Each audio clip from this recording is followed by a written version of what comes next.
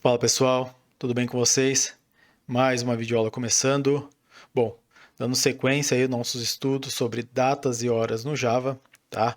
Hoje a gente vai estar conhecendo a classe java.util.date, tá? Bom, na aula anterior a gente entendeu alguns conceitos, tá? Se você não assistiu a aula anterior, eu recomendo muito, eu vou estar deixando o link aqui na descrição, porque se a gente entender esses conceitos, fica difícil da gente entender como que o Java trabalha com datas e horas, tá? Bom, vamos lá. Instanciamos aqui nossa classe, tá? Primeira coisa que a gente vai fazer é imprimir esse objeto que a gente acabou de criar. Bom, vou mandar executar aqui, tá? E ele imprimiu aqui a data para a gente. Imprimiu o dia, abreviado. Imprimiu o mês, também abreviado, em inglês, tá? O dia 13, a hora, abreviação também do time zone, tá? O time zone aqui é o América São Paulo. Espero que na máquina de vocês, no computador de vocês também seja o mesmo, para a gente não ter divergência aqui nas explicações. O time zone ele influencia muito, né, no resultado da hora que vai ser impressa, tá? Então garanta aí que está rodando o América São Paulo. E aqui o ano 2021. Bom, primeira coisa que a gente precisa entender aqui do date. O date ele não é uma data, tá? Ou seja, o date ele não possui dia, não possui mês e não possui ano, tá? O que existe simplesmente no date é um timestamp, tá? E esse timestamp a gente viu que é o quê? Que é uma quantia de milissegundos desde um ponto de partida. No caso aqui, o ponto de partida é 1970, dia 1 de janeiro à meia-noite. Tá? Então, esse cara aqui representa a quantidade de milissegundos que existe dessa data aqui até esse ponto de partida. Se a gente vir aqui no getTime, tá? Ele vai estar explicando para a gente justamente o que eu falei, ó, o número de milissegundos desde janeiro, de 1º de janeiro de 1970 à meia-noite, tá bom? Bom, então, primeira coisa então que a gente já sabe, o date ele não representa de fato uma data, ele contém, a única coisa que ele contém dentro dele é um timestamp, tá? E isso significa o quê? Que qualquer valor que ele imprima aqui para a gente, de dia, mês, ano, hora, ele está se baseando totalmente no time zone que está setado na JVM. Tá? Então aqui, ó, vamos imprimir aqui qual que é o time zone que está setado aqui na minha JVM. Ó. Pego o default, tá? Então eu tenho essa classe aí, ó, time zone, eu pego o time zone default e pego o ID dele. Mandar imprimir aqui, só para confirmar, que é o América São Paulo, como eu já havia comentado. Então, os valores que são impressos aqui, ele está totalmente baseado o quê? No América São Paulo. Se eu tiver outro time zone, eu vou estar mostrando para vocês um pouco à frente, se eu tiver outro time zone, ele vai estar mostrando outro valor. Tá? Por quê? Porque o timestamp ele é simplesmente um instante. Tá? Ele é um ponto aí na linha do tempo, só que esse instante ele pode acontecer em momentos diferentes aí, dependendo o local que eu me encontro. Quando eu passo aqui o objeto por o println, a gente sabe que ele invoca o toString desse objeto. Tá? E vamos dar uma olhada então aqui, ó, no toString do date. O toString ele é bem complexo, né? Tem bastante coisa, mas o que eu quero mostrar aqui para vocês é essa linha aqui, ó, date.getZone, que é aqui o momento que ele pega o timezone, tá? O timezone ele não faz parte do date. A gente não passa o timezone para ele, ele vai pegar o timezone da JVM. Vamos olhar aqui, ó. Vamos entrar aqui, ó, tá? Então ele foi nesse cara e aí a gente tem esse cara aqui, ó. E aí repara o seguinte, ó, quando ele instancia essa classe, o que ele faz? Tá? O que ele faz aqui? Ó? Ele pega o timezone padrão.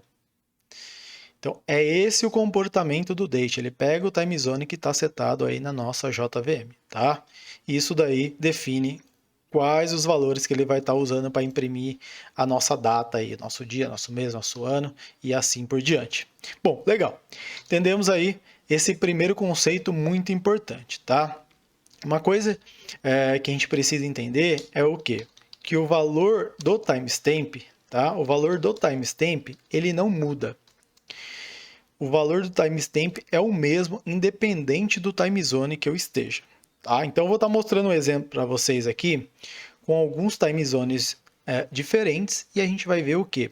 Que o timestamp, ele não muda, ele permanece o mesmo. O que muda é a representação da data, tá? Bom, então vamos lá. Vou colocar aqui, ó, para imprimir quem? Eu quero que imprime o timestamp, então vamos lá, timestamp, bom, now.getTime. Quero também que ele imprime quem aqui, ó? A data, tá? Vou colocar aqui a date, e eu simplesmente quero que ele dê um free nesse cara. E aí, eu quero que ele imprime o timezone, tá? E eu faço isso através do timezone, getDefault e getID.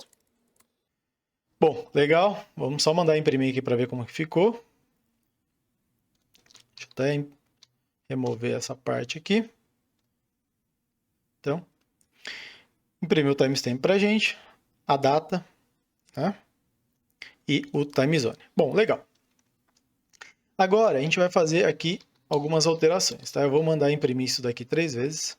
Só que agora, eu vou estar alterando aqui, ó, timezone. Vou estar colocando 2 timezones diferentes aqui, ó. Timezone.getTimezone, tá? Aqui a gente tem que passar o ID, que é definido lá pela IANA. Bom, e aqui eu deixei uma cola, tá? Então eu vou pegar o timezone aqui de Dubai. Vou colocar aqui. E vou pegar aqui também o de Sydney, lá na Austrália. E aí vou colocar aqui. Opa, desculpa. Copiar esse cara aqui. Tá? Copiar de novo. Bora. Boa. E aqui eu não passo nada, né? Que eu só quero imprimir o timezone. Bom, aqui eu não preciso, na verdade, imprimir ele, porque eu já estou imprimindo aqui no... Bom, legal. E por último, eu quero colocar o seguinte, quero que ele printa aqui em UTC, tá? Então, vamos colocar aqui para ele printar em UTC. Vou mandar imprimir aqui, vamos ver que ele vai estar imprimindo para a gente. Isso aqui não precisa também, eu vou tirar para menos informações, ficar mais limpo é melhor. Bom, então ele imprimiu o quê? Ele imprimiu aqui para a gente com timezone América São Paulo, tá? Com timezone Ásia Dubai e Sydney e UTC. O que a gente percebeu aqui, tá? Embora a hora, né, mudou bastante aqui, até o dia, né? Na Austrália já é dia 14, tá? O timestamp é o mesmo, bom? Então, o timestamp ele não altera, tá? O que altera é o que? A representação da data, porque ela é totalmente dependente de quem? Do time zone. Um ponto também interessante aqui é o seguinte, ó, o TC, a gente sabe que não é um time zone, o TC é um padrão, tá? O TC é o ponto de partida que a gente usa para cálculo dos fusos horários, tá? E aí a gente vai ter o quê? O offset, né? Que é a quantidade de horas que a gente está atrás ou à frente do TC. Então, o TC não é um time zone, porém, tá? No design aqui de classes, ele é considerado um time zone. Por que foi feito dessa forma? Porque senão teria que ser criada uma classe específica aí para representar o TC. Tá? Isso daí poderia gerar uma complexidade desnecessária na codificação da API. Então, ele foi tratado aqui também como um time zone. Maravilha, muito bom. Agora, vamos entender outro conceito aqui, tá? Vou estar apagando esses caras aqui para facilitar a nossa vida. Bom, então, quando eu dou um new date sem passar nada, ele vai pegar os valores aqui da data atual, tá?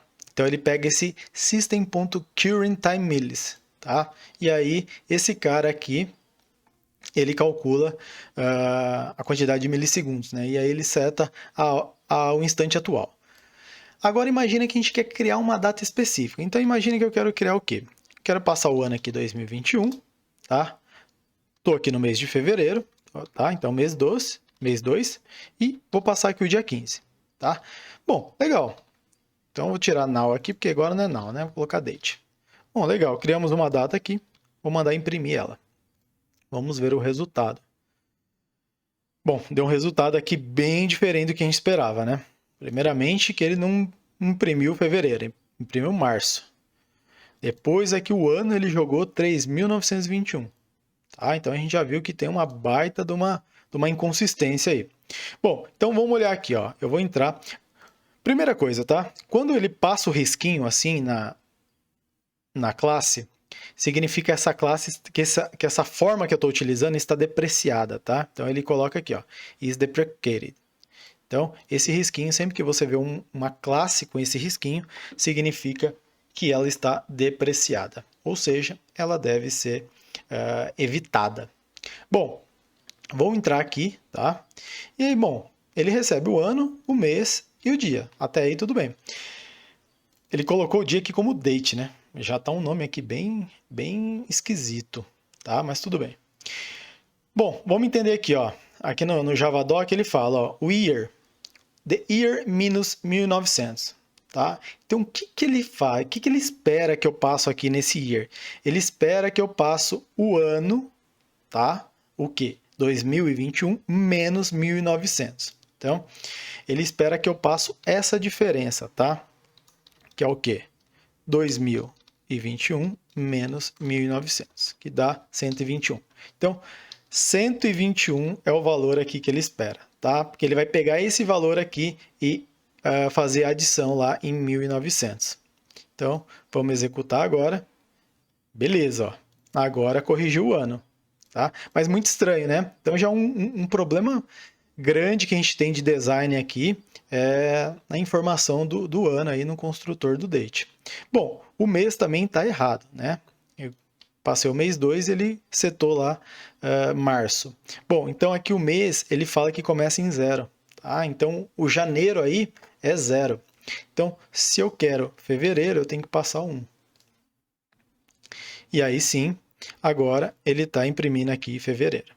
Bom, então, o date, tá? Ele tem uma série de problemas aí de design, tá?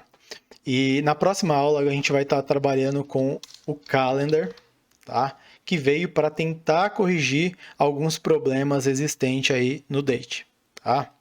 Então, na próxima aula a gente vai estar estudando aí como que funciona o calendar. Bom, o que eu tinha para falar do date era isso. Qualquer dúvida deixa nos comentários, tá bom? E até a próxima videoaula.